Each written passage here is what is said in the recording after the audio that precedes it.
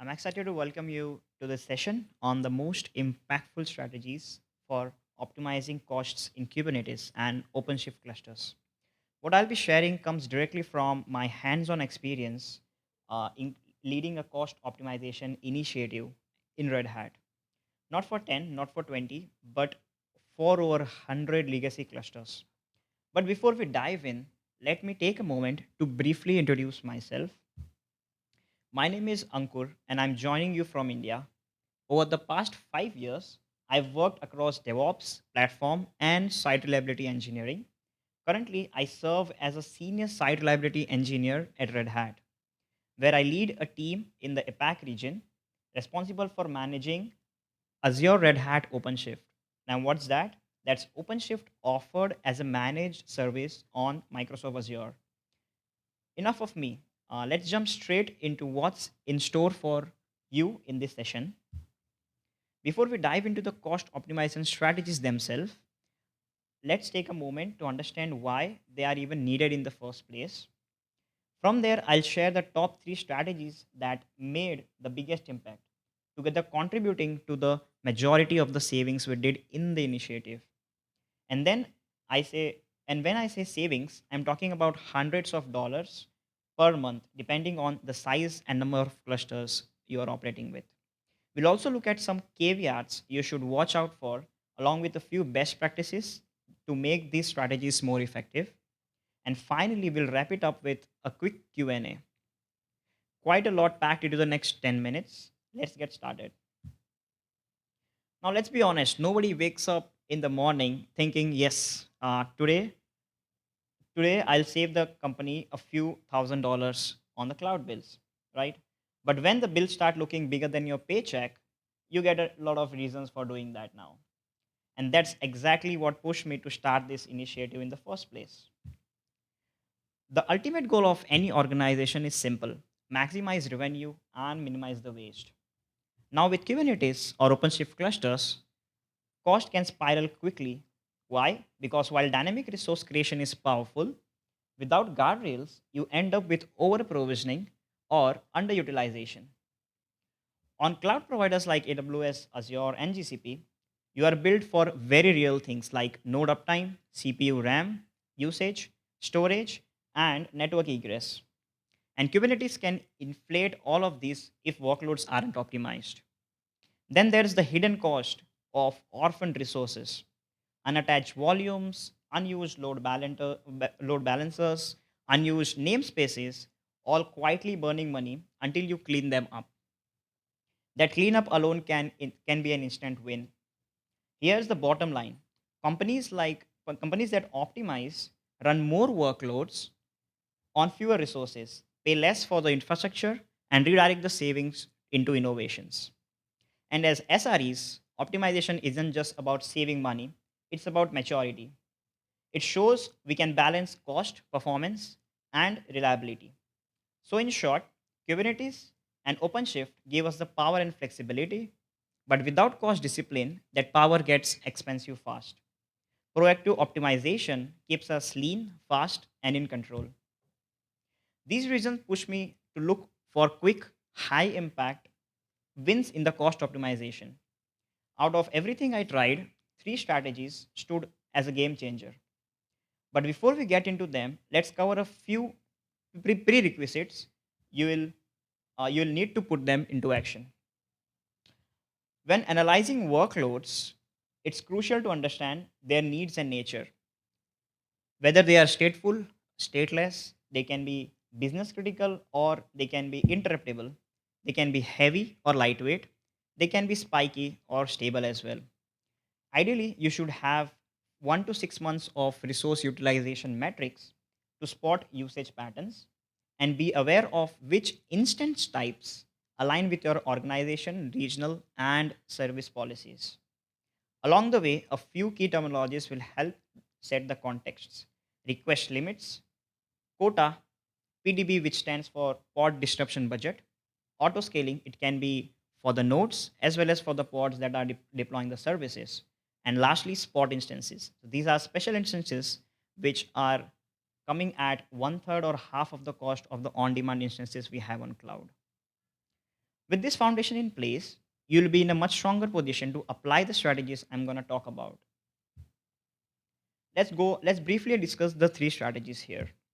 The first strategy is cluster resizing. As the name suggests, it reduces cost by removing nodes. This works best when both CPU and memory are consistently underutilized. For example, overall usage hovering for a cluster at around 25 to 45%. Second is instance right sizing, wherein instance right sizing, and this delivered the biggest savings for us. Unlike resizing, it applies when CPU and memory usage are imbalanced. Imagine CPU at 10% and memory at 60%. Now, in this case, if you remove a node, you might run into out of memory issues. Okay, so you can't remove a node. Here, what we are doing instead of removing a node, we are switching it into a instance type, which is much more memory optimized, keeping the memory as it is, but reducing the CPU to half, and thus reducing the cost for the CPU as well, eventually. And finally, the quickest win we had was use of spot instances. Now, replacing on demand nodes with spot instances can slash the cost by 50 to 70%. These work best for stateless workloads, batch jobs, or services that are resilient to interruptions. The ideal approach is gradually phasing out on demand with spot instances. Together, these strategies deliver the lion's share of our savings and set the foundation for long term cost efficiency. So, these strategies sound easy, don't they? What do you think? Easy or tough? Well, I'll save you the suspense. No, not easy at all. If it were, this would have not taken 3 months to 6 months of time for completing the initiative eventually. So let me share you some caveats that I encountered while applying these strategies, and then I'll wrap it up with a few standard practices that can help you avoid the common pitfalls. Few of the gotchas in cluster right sizing was one of the toughest challenge we faced was workloads with unchecked over provision requests and limits. Correcting these took significant effort. Another major blocker was bulky monolith workloads. In some cases, a single pod could consume an entire node because the request and limits for those pods would be so high. So, just to create one single pod, you'll have to ask for another node from the cloud provider. Now, for such workloads, meaningful optimizations wasn't possible without deeper architectural changes wherein you break this bulky monolith application into microservices and then deploy it eventually with smaller request and limits. Before right-sizing instances, always verify the regional availability, workload compatibility, and organizational compliance.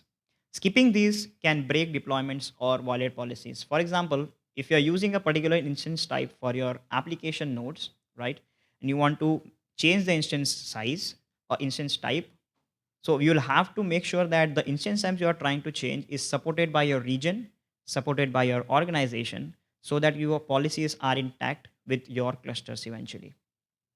So an example that I want to share here was majority of the changes were from M5 X large, which is a general purpose instance, to R5 large, which is an memory optimized instance.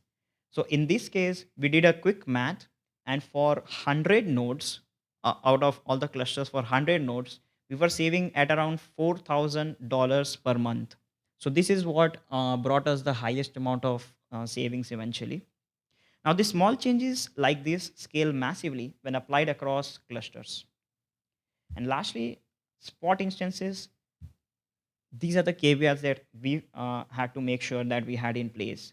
So the availability of spot instances actually varies across regions. So whenever you are choosing spot instances, you have to choose carefully because spot instances can be evicted anytime the cloud provider asks for it. Okay. So you'll have to make sure that the region you are choosing has high availability of spot instances. Now, the best approach for a is a hybrid mix of spot and on-demand instances.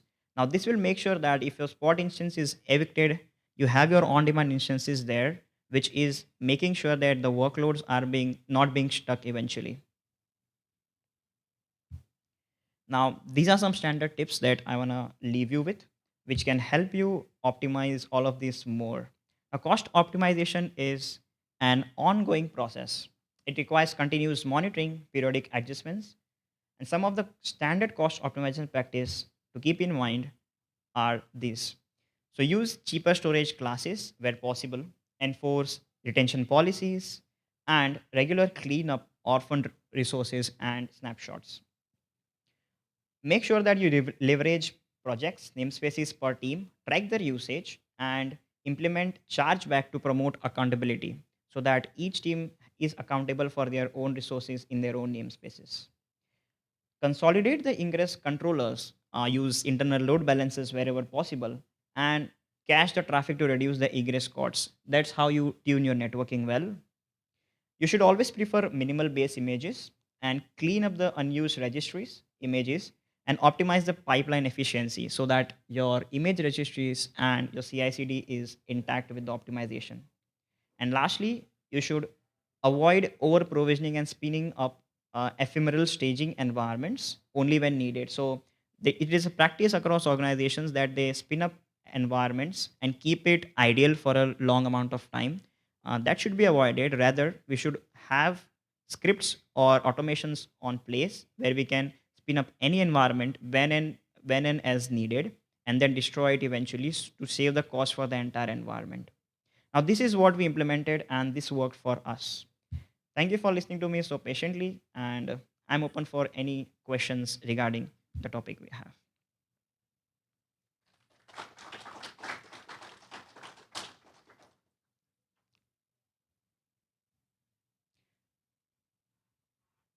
Yes, sir.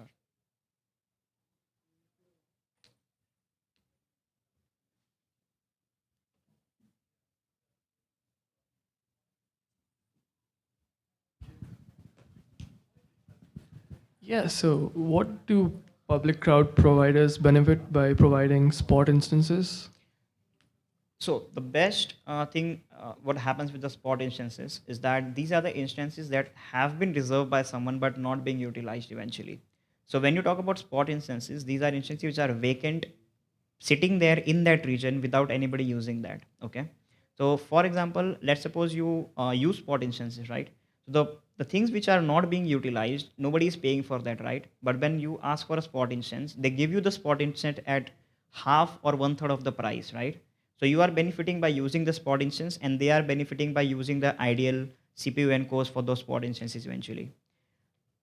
The I can say the drawback for the spot instance is whenever they want it, or if someone asks for an on-demand instance eventually, they'll take it from you and give it to them, right? So it is always recommended, as I mentioned, that you should always place the workloads which can be interrupted or which do not, bother about being snatched away in between. Like, some bad jobs you can have some ML processing going on in the background for the spot instance and all those things. We have nightly builds which are on spot instances. So for your question, yes, they are getting benefited by giving the spot instances at less prices. Hmm. So we can say they are getting something rather than nothing with the ideal resources which were there.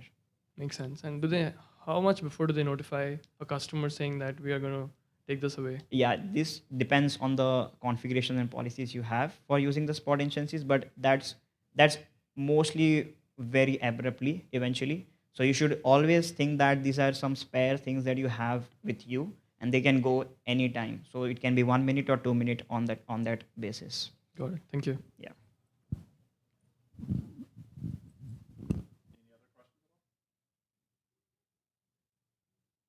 Thank you.